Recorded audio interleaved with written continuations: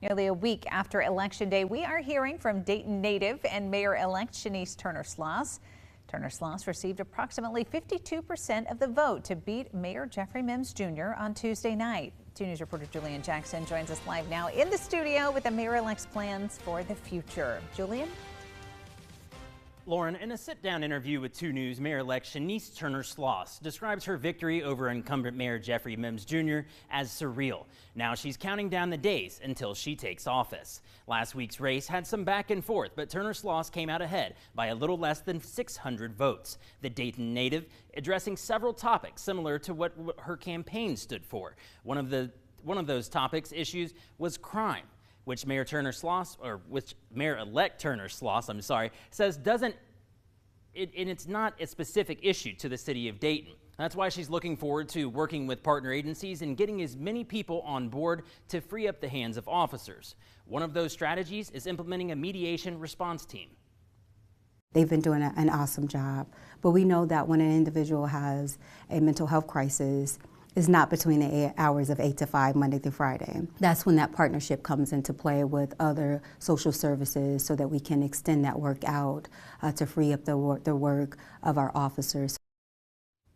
Coming up next at 5, we'll hear more from Mayor-elect Turner-Sloss about the next steps for another big ballot issue in the city of Dayton, a public hospital on the west side. Live in studio, Julian Jackson, 2 News. Mayor-elect Shenise Turner-Sloss is well aware of the work it takes to be the next mayor of Dayton. As she gets ready to take over office on January 1st, she took the time to talk about her plans and address the plans for a new public hospital in West Dayton.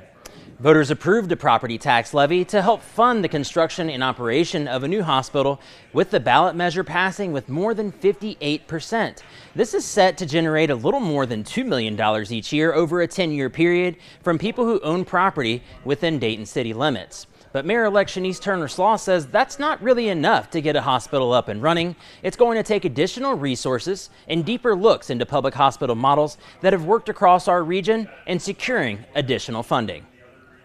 Having the expertise in all of the various things that we know that what is going to take for this to be successful. It is not going to be something that happens overnight, but there are partners, there are organizations, there are the expertise who in fact have the skill set, the knowledge, and the experience to help us along the way.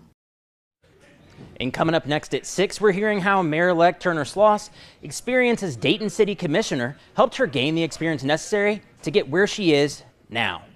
Live in the newsroom, Julian Jackson, 2 News. Lauren, Mayor-elect Turner-Sloss told me Dayton has always been home, even after she left for a period of time. And since she's returned, it's been on her heart to serve her city. In an exclusive interview today with 2 News, we asked her what she learned after becoming a commissioner and what she learned from that experience. After giving kudos to people who've influenced her over the years and held elected positions, she said she was able to build a foundation necessary for her growth. That growth brought her to where she is today, and she says she's honored to serve as the mayor of the city of Dayton. Understanding the pulse of the community and having a listening ear and being willing to do their work, even when it's uncomfortable, even when it's unfavorable and when you receive the criticism and the backlash, but knowing and having the integrity that you are there for a reason, and that is to serve in the best interest of the people in the city of Dayton, whether they voted for you or not. Dayton Mayor-elect Shenise Turner-Sloss is set to take office on January 1st. As mayor, she will still serve on the city commission. Live in studio, Julian Jackson, 2 News.